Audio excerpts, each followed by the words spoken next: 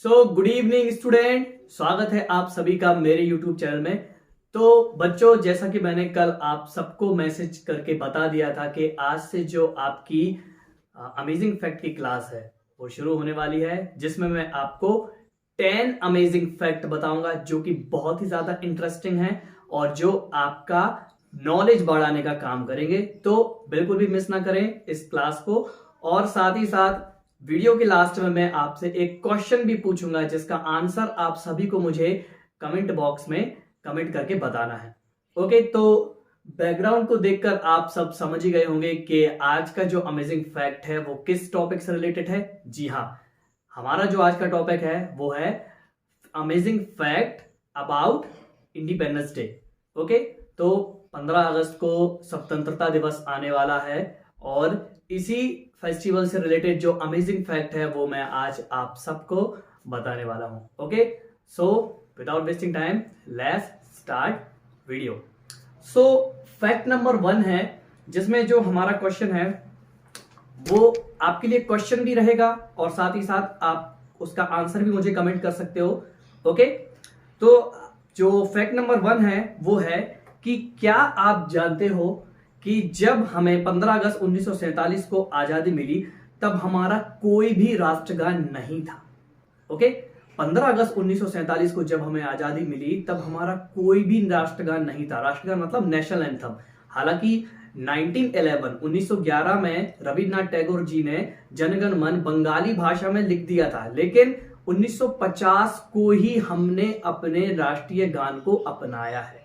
Okay, तो इससे पहले जब हम आजाद नहीं हुए थे तब हमारा कोई भी राष्ट्रगान नहीं हुआ करता था। इसे हमने 1950 को ही अपनाया है। ओके, इसके बाद फैक्ट नंबर 2 है, राष्ट्र ध्वज को किसने बनाया। हम सभी बहुत अच्छे से जानते हैं कि हमारा राष्ट्रीय ध्वज क्या है, उसमें कितनी तीलियां हैं, उसमें कौन कौन से कलर हैं, उसका रेशो कितना है, लेकिन बहुत से कम बच्चे इस बात को जानते होंगे कि राष्ट्रीय ध्वज को किसने बनाया है।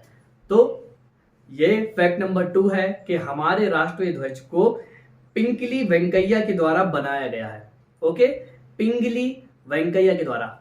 ये आप पिक्चर्स देख सकते हैं, यह है पिंगली वेंकैया जी की पिक्चर्स जिन्होंने हमारे राष्ट्रीय ध्वज को बनाया है। तो याद रखें कि राष्ट्रीय ध्वज को किसने बनाया है। चलिए फैक्ट नंबर 3 की बात करते हैं।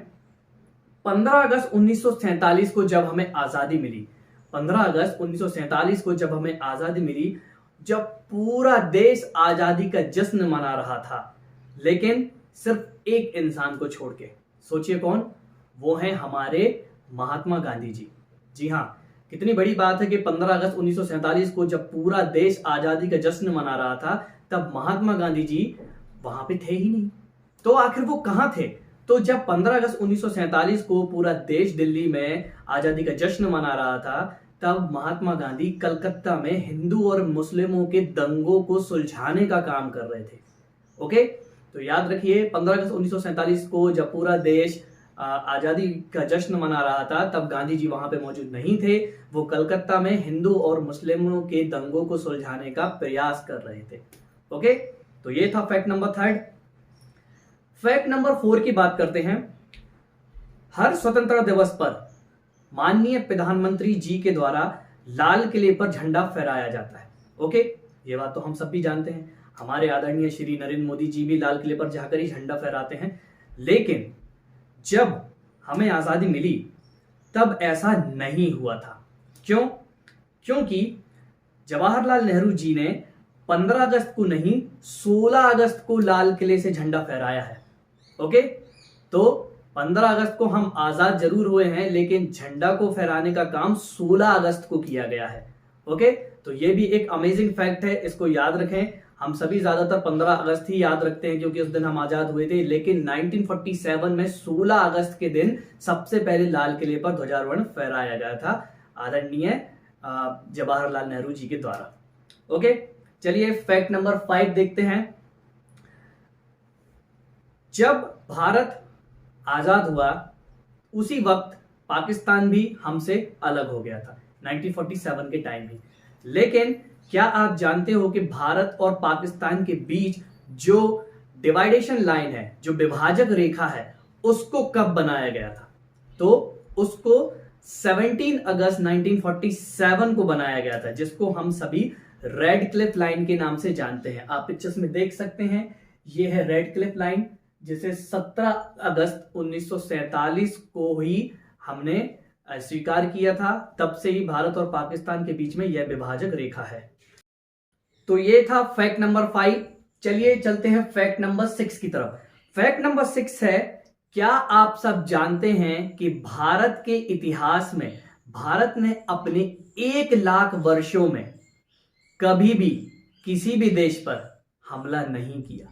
जी हां, ये हमारे भारत देश की पहचान है कि अपने 1 लाख साल के वर्षों के इतिहास में भारत ने कभी भी किसी भी देश पर हमला नहीं किया। उल्टा हम पर ही दूसरे देशों ने हमला किया है, चाहे वो पाकिस्तान हमला हो या फिर चीन का हमला हो या पुलवामा अटैक हो या और भी कई अन्य हमले हो, तो वो दूसरे देशों के द्वारा ही हम पर किए गए हैं। हमने कभी भी किसी भी देश पर कभी कोई हमला नहीं किया। तो ये था फैक्ट नंबर 6। चलिए चलते हैं फैक्ट नंबर 7 की तरफ। तो फैक्ट नंबर 7 है, 15 अगस्त को हम सभी इंडिपेंडेंस डे मनाते हैं, लेकिन क्या आप जानते हो कि भारत के अलावा 3 और भी ऐसे देश हैं जो 15 अगस्त के दिन ही अपना स्वतंत्रता दिवस मनाते हैं? जी हां, वो हैं, पहला दक्षिण कोरिया, जो जापान से 15 अगस्त 1945 को अलग हुआ था। दूसरा है ब्रिटेन से बहरीन अलग हुआ था 15 अगस्त 1971 को। और तीसरा है कांगो, जो फ्रांस से 15 अगस्त 1960 को अलग हुआ था। तो ये है वो तीनों देशों की लिस्ट जो 15 अगस्त के दिन ही अपना इंडिपेंडेंस डे मनाते हैं। चलिए चलते हैं फैक्ट नंबर 8 की तरफ। फैक्ट नंबर 8 है, जवाहरलाल नेहरू ने 14 अगस्त 1947 को मध्य रात्रि को मौजूदा राष्ट्रपति भवन से भाषण दिया था।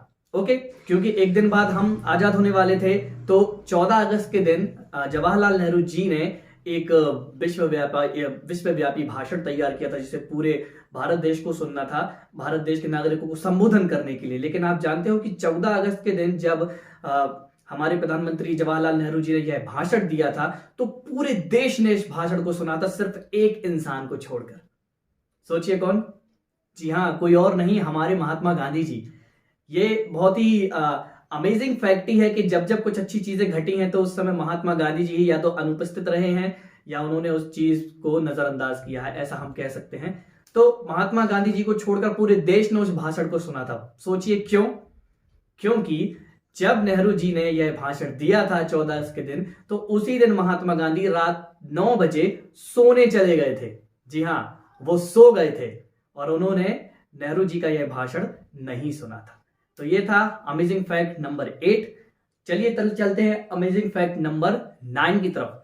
तो फैक्ट नंबर 9 है, क्या आप यह बात जानते हो कि 15 अगस्त 1950 यानी कि आजादी के 3 साल बाद 15 अगस्त के दिन ही 1950 को असम में बहुत भयंकर भूकंप आया था, जिसके कारण वहां से 1500 से 3000 लोगों की मौत हो गई थी। तो ये भी एक फैक्ट है कि 15 अगस्त के दिन ही इतना खतरनाक हादसा हमारे भारत देश में हुआ, जिसमें 1500 से 3000 लोगों की मौत हो गई थी। ओके, तो ये है फैक्ट नंबर 9। चलिए चलते हैं फैक्ट नंबर 10 की तरफ। क्या आप जानते हो कि भारत में हिंदू धर्म के लोग सबसे ज्यादा हैं? वैसे तो सभी धर्म के लोग हमारे भारत देश में हैं, क्योंकि भारत एक धर्मनिरपेक्ष राज्य है। यहाँ पर किसी का भी कोई धर्म विशेष को अब संविधान ने एक्सेप्ट नहीं किया है। सभी धर्म बराबर हैं, संविधान का कोई अपना विशेष धर्म नहीं है। तो हमारे यहाँ वैसे तो सभी धर्म के लोग रहते हैं, लेकिन हिंदू धर्म के लोग सबसे ज्यादा रहते हैं और सबसे ज्यादा त्योहार व छुट्टियां भी हिंदू धर्म में ही मनाई जाती हैं। ओके, तो ये जो फैक्ट नंबर 10 है, ये आपका आज की वीडियो का आखिरी फैक्ट है। अब बारी है आपके आज के क्वेश्चंस की, तो आप सबको इसका आंसर्स देना है। जरा मैं भी तो देखूं कि आप लोग कितना जानते हैं हमारे भारत देश के बारे में। तो क्वेश्चन है, हमारे राष्ट्रीय ध्वज में जो 3 कलर मौजूद हैं, यह तीनों कलर का क्या मतलब है? बताएं। तो आप देख सकते हैं कि हमारे नेशनल फ्लैग में जो 3 रंग हैं, तो तो इन तीनों रंगों को का आपको मतलब बताना है। मतलब इंग्लिश में भी मौजूद है और हिंदी में भी। आपको कमेंट बॉक्स में अपना आंसर टाइप करके मुझे बताना है, ताकि मैं भी तो देखूं कि आप कितना जानते हैं। ओके स्टूडेंट, तो ये थे 10 अमेजिंग फैक्ट, जहां पर आज हमारा ये वीडियो खत्म होता है। कल फिर हम शाम 5 बजे मिलेंगे कुछ और मजेदार फैक्ट के साथ। अगर आप भी किसी टॉपिक से रिलेटेड कुछ फैक्ट्स को जानना चाहते हो तो आप भी नीचे टॉपिक लिख सकते हो, मैं कोशिश करूंगा उन टॉपिक के ऊपर भी वीडियो लाने की। ओके, तो एक बार फिर से बहुत बहुत थैंक यू आप सभी का कि आपने दोबारा मुझे इन अमेजिंग फैक्ट वीडियोस बनाने के लिए मोटिवेट किया। अच्छा, एक बात मैं और आपसे सभी से कहना चाहूंगा, स्पेशली बच्चों से। कल रात में एक बच्चे का मुझे मैसेज आया, लगभग 11 साढ़े 11 की बात है। तो मैंने उसके सारे मैसेजेस पढ़े। नाम नहीं बताऊंगा, नाम बताने से हम किसी को एक्सपोज नहीं करना चाहेंगे। सबकी अपनी अपनी अलग मेंटेलिटी है, सबकी अपनी विचारधारा है, हम किसी की विचारधारा को बदल नहीं सकते। अभी हाल ही में कुछ दिन पहले मैंने एक वीडियोस बनाया था जिसमें मैंने बताया था कि वीडियो गेम्स किस तरह बच्चों का फ्यूचर स्पॉइल कर रहे हैं। तो ये सच बात है, वीडियो गेम्स हम सभी को बहुत कम मात्रा में खेलना चाहिए, हद से ज्यादा उसमें नहीं डूबना चाहिए, क्योंकि इससे हमारी मेमोरी भी बहुत कमजोर होती है, हमारी आंखें भी बहुत ज्यादा खराब होती हैं और साथ ही साथ हम बहुत चिड़चिड़ाने लगते हैं, अपनी फैमिली से दूर हो जाते हैं, क्योंकि हम उसी नकली वर्ल्ड का हिस्सा खुद को समझ लेते हैं। तो उस बच्चे को पता नहीं कौन सी ऐसी बात शायद मेरी चुभ गई हो, क्योंकि वो कहीं ना कहीं गेम लवर था और उसको वीडियो गेम्स की दुनिया ही सबसे ज्यादा पसंद थी। तो उसका ये सवाल था कि सर आप जो कह रहे हैं वो बिल्कुल गलत कह रहे हैं, मैं इससे डिसएग्री करता हूं, क्योंकि वीडियो गेम से भाई आंखें कमजोर नहीं होती और अच्छी रोशनी बढ़ती है। भाई ये फैक्ट तो उसने भी मुझे एक नया सिखा दिया, अमेजिंग फैक्ट, कि गेम खेलने से आंखें बढ़ती हैं। ऐसा है तो दुनिया में हर किसी को अपनी आंखों की रोशनी बढ़ाने के लिए वीडियो गेम्स में ही घुसा रहना चाहिए। तो ये एक यूजलेस बात है जो उस बच्चे के दिमाग में चल रही है। गेम्स हमेशा से ही सबका लॉस ही करते हैं, स्पेशली स्टूडेंट लाइफ का। आप खुद ही सोचिए, गेम से आपको कोई भी ऐसी चीज हो जो अचीव होती हो तो मुझे बताएं। एंटरटेनमेंट के लिए ठीक है, लेकिन उसमें डूब जाना, उसके प्रति पागल होना, उसमें अपना दिन रात सुख चैन पढ़ाई माँ बाप दोस्त यार सबको छोड़ छाड़ के उसी में घुसे रहना, ये बहुत ही बुरी लत है जो धीरे धीरे स्पेशली आज की जनरेशन के बच्चों को अपनी तरफ खींच रही है, उन्हें बर्बाद कर रही है, उन्हें बिगाड़ रही है। तो ये वीडियो स्पेशली मैंने पेरेंट्स के लिए बनाया था, क्योंकि कोई भी पेरेंट्स ये नहीं चाहेगा कि उसका बच्चा रात दिन गेम ही खेलता रहे। और मुझे मेरा खुद का भी ये पर्सनल व्यू है कि मुझे नहीं लगता कि कोई भी पेरेंट्स ऐसा होगा जो अपने बच्चों को पबजी या फ्री फायर खेलने की परमिशन देता हो। लेकिन उस बच्चे का ये कहना था कि सर मुझे तो मेरे पेरेंट्स परमिशन देते हैं। तो भाई अच्छी बात है, आपकी एक निजी लाइफ है, आपकी पर्सनल लाइफ है, आपके पेरेंट्स आपको परमिशन देते हैं, आप खेलिए। आपकी आंखों की रोशनी बढ़ रही है, आप उसको बढ़ाइए। आपकी मेमोरी बढ़ रही है, आप उसको बढ़ाइए। आपकी उंगलियां कांपती नहीं है, आपको किसी तरह की कोई प्रॉब्लम नहीं होती, आप खेलिए, आपकी पर्सनल लाइफ है। एक टीचर होने के नाते हम सिर्फ आपको सही दिशा दिखा सकते हैं, बाकी समझदारी आपको खुद ही दिखानी है कि क्या चीज आपके लिए सही है और क्या गलत है, क्योंकि हर किसी का पॉइंट अलग अलग है। ऐसा नहीं है कि मैं जो कह रहा हूं वो सब बातें सच्ची हों, लेकिन हाँ, जो मेरी बातों से एग्री करते हैं वो कहीं ना कहीं इस बातों को मानेंगे और कम कोशिश करेंगे अपने बच्चों को गेम्स की लत लगाने में। खैर, ये बच्चों को तो बुरा लगेगा ही भाई, जाहिर सी बात है। कोई उनका सुख चैन छीन ले या जिस चीज में उनको सबसे ज्यादा मजा आता है वो चीज उनको करने से रोके तो उन्हें तो बुरा लगेगा। तो उसने कमेंट के जरिए मुझे अपनी ये प्रतिक्रिया बताई, पर मुझे अच्छा लगा कि एटलीस्ट उसने अपने मन के विचार मुझे तो बताए। इसी बहाने मुझे पता तो चला कि आज के बच्चे सोचते क्या है। तो उसका ये मानना था कि सर हम बच्चों को कहीं इज्जत नहीं मिलती है, हमें हमेशा ही धुपकारा जाता है, घर में हमें रिस्पेक्ट नहीं दी जाती है, स्कूल में टीचर्स भी हमेशा ब्रिलियंट स्टूडेंट्स को ही सबसे ज्यादा सराहते हैं, उन्हें ही आगे बढ़ाते हैं, और हम अगर छोटा सा भी कुछ इस गेम में कर लेते हैं तो हमें बहुत बड़ी खुशी होती है, हमें बहुत बड़ा पुरस्कार मिल जाता है, हमें बहुत बड़ी शाबाशियां मिलती हैं, लोग ताली बजाते हैं, ये वो वगैरह दुनिया भर की उसकी बातें थी। उसके दिमाग में ये घर कर गया है कि यही वर्ल्ड सबसे बेस्ट है और रियल वर्ल्ड का कोई वजूद नहीं। तो भाई आपको इज्जत क्यों नहीं मिलेगी भाई? आप अपने क्वालिटी बढ़ाइए, अच्छे काम करिए, अपने आप को एक अच्छा इंसान बनाने के लिए आगे बढ़िए, तो आपको रिस्पेक्ट मिलेगी। और रही बात टीचर्स के हमेशा ब्रिलियंट स्टूडेंट को ही क्यों सराहते, तो ये तो गलत बात है। मैं आपको एक बहुत इंपॉर्टेंट चीज बताता हूं, हर टीचर अपनी क्लास में होशियार बच्चों के मुकाबले हमेशा वीक स्टूडेंट की तरफ ही सबसे ज्यादा अट्रैक्ट होता है, क्योंकि उसकी सबसे ज्यादा कोशिश यही होती है कि ये सब बच्चे तो अपने आप पढ़ के आगे बढ़ जाएंगे, लेकिन अगर ये वीक स्टूडेंट आगे बढ़ जाएं तो वो मेरी लाइफ की सबसे बड़ी अपॉर्चुनिटी होगी। तो यही हर टीचर का प्रयास होता है। तो ये उस बच्चे की गलत सोच है जो उसने कहा कि टीचर्स हमेशा होशियार बच्चों को ही सराहते हैं। जी नहीं, बच्चे हमेशा वीक स्टूडेंट को ज्यादा सराहते हैं और उनका यही प्रयास रहता है कि आप आगे बढ़ो। मैं ये नहीं कह रहा हूं कि वो वीक है, लेकिन उसकी ऐसी सोच है। खैर, अच्छी बात है। तो मेरा यही सुझाव है आप सभी से कि गेम्स से खुद को दूर रखें। इंटरटेनमेंट के हिसाब से थोड़ा बहुत हंसे मौज मस्ती के लिए खेल लें, उसमें डूबे ना।